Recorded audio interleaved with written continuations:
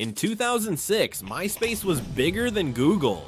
5 years later, it was worth less than a failed startup.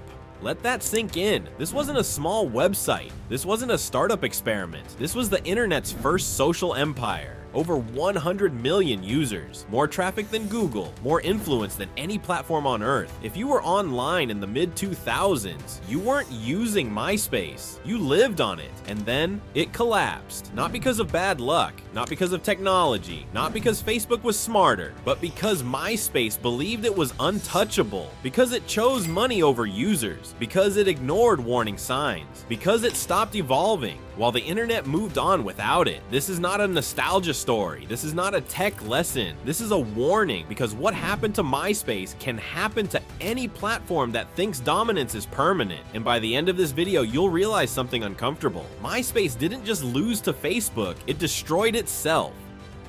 Before social media, the internet felt anonymous. You could browse, you could read, you could chat, but you didn't exist. There was no real identity online, no personal brand, no digital personality. You were just another username. And that was the gap MySpace accidentally discovered.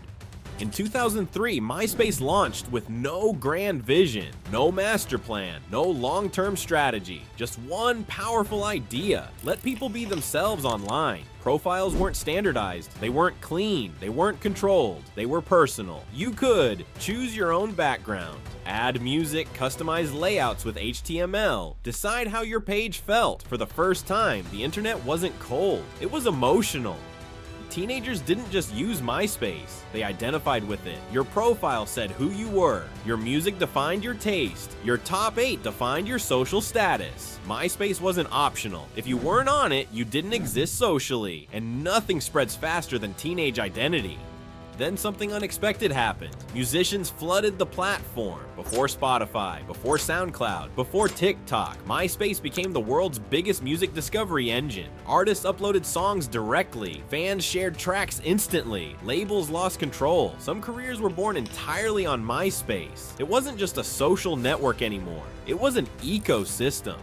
User growth exploded. Millions joined every single month. Servers struggled. Traffic surged. Advertisers chased attention. And by 2006, MySpace became the most visited website on Earth, above Google, above Yahoo, above everyone. At that moment, MySpace wasn't competing, it was dominating. Success has a side effect. It convinces you that you're right. MySpace didn't feel pressure. It didn't feel urgency. It didn't feel danger. Why would it? Everyone was already there. And that belief slowly poisoned decision-making. What's done? When News Corporation acquired MySpace for $580 million, the platform's DNA changed overnight. The culture shifted from users, creators, communities to revenue monetization control. Innovation slowed. Meetings increased. Risk disappeared. MySpace became corporate, and corporate platforms hate chaos. But chaos was the soul of MySpace. The new priority was clear: more ads, more banners, more pop-ups. Pages became heavier, load times increased, user frustration grew. What once felt expressive now felt exhausting. But management ignored the signals because revenue was still flowing, for now.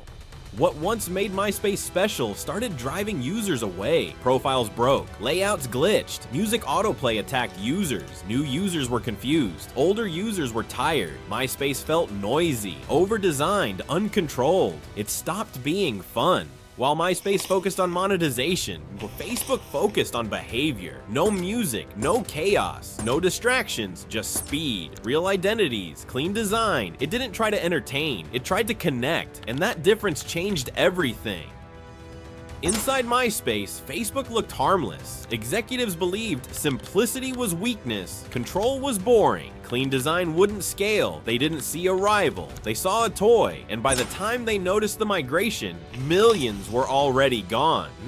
Users left quietly, no announcement, no goodbye. Just less logins, less posts, less activity. Friend groups moved together, entire communities vanished, and advertisers followed users, not loyalty. MySpace reacted too late. Redesigns, rebrands, feature copying, nothing worked. Because the problem wasn't features, it was trust. Users no longer believed MySpace understood them. By 2009, the collapse was visible. Facebook dominated, MySpace declined rapidly, and in 2011, the unthinkable happened. MySpace was sold for $35 million, from empire to afterthought. Tom Anderson didn't defend MySpace. He didn't fight publicly, he left. He traveled, he photographed, he disappeared. The creator of the first social empire exited silently. MySpace didn't lose because it lacked users. It lost because it stopped respecting them. It believed attention was permanent. It wasn't.